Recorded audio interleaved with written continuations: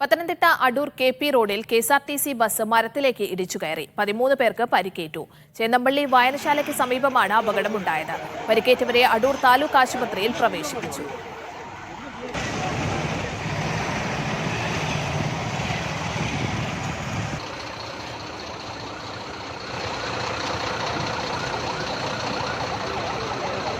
അഖിലുണ്ട് കൂടുതൽ വിവരങ്ങളുമായി പത്തനംതിട്ടയിൽ നിന്ന്. അഖിൽ, ഈ ബസ്സിന് നിയന്ത്രണം വിട്ട മരത്തിലേക്ക് ഇടിച്ചു കയറുകയായിരുന്നു. 13 പേർക്ക് പരിക്കേറ്റിട്ടുണ്ട് എന്ന് അറിയുന്നു. ആരുടെയെങ്കിലും പരിക്ക് ഗുരുതര സ്വഭാവമുള്ളതാണോ?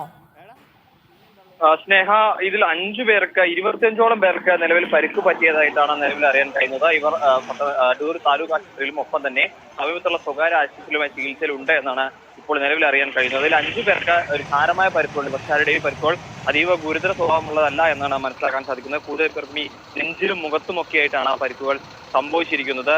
കായംകുളം ഭാഗത്തു നിന്നും പുനൂരിലേക്ക് പോവുകയായിരുന്ന കെ.എസ്.ആർ.ടി.സി ബസ്സാണ് ഇത്തരത്തിൽ നിയന്ത്രണം നഷ്ടമായി മരത്തിലേക്ക് ഇടിച്ചു കയറിയത്. ഈ ബസിന്റെ ഒരു മുൻവശത്ത് പൂർണ്ണമായും ഈ മരം ബസ്സിനകത്ത് ആയ സ്ഥിതിയിലായിരുന്നു ഉണ്ടായിരുന്നത്. ഈ അടൂരിൽ നിന്നുള്ള അഗ്നിരക്ഷാ സേന അംഗങ്ങളൊക്കെ എത്തിയാണ് കൂടുതൽ ആളുകളെ ആശുപത്രിയിലേക്ക് കൊണ്ടുപോയത്.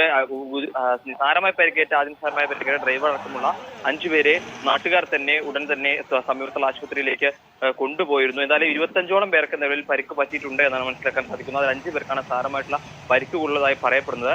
ആരുടെയും പരിക്കുകൾ പക്ഷേ ഗുരുതരമല്ല എന്നുള്ളത് തന്നെയാണ് മനസ്സിലാക്കാൻ സാധിക്കുന്നത്. ഈ നാട്ടുകാർ പറയുന്നത് ഈ ഡ്രൈവർ ഉറങ്ങിപ്പോയതാണ് ഇത്തരത്തിലൊരു അപകടം ഉണ്ടാവാൻ കാരണം എന്നുള്ളൊരു കാര്യമാണ് നാട്ടുകാർ എന്തായാലും ആരോപിക്കുന്നത്. എന്തായാലും നിയന്ത്രണം നഷ്ടമായാണ് ഈ ബസ് ഇത്തരത്തിൽ ഈ റോഡിനോട് ചേർന്ന് തന്നെയുള്ള ഈ മരത്തിലേക്ക് ചേമ്പള്ളി ജംഗ്ഷന് മധ്യേ റോഡിനോട് ഈ ചേർന്ന് തന്നെയുള്ള ഒരു മരമാണ് ആ മരത്തിലേക്ക് ഇടിച്ചു കയറിയത്. എന്തായാലും ആരുടെയും പരിക്ക് ഗുരുതരമല്ല എന്നുള്ളത് ആശ്വാസകരമായ കാര്യം തന്നെയാണ് സ്നേഹ.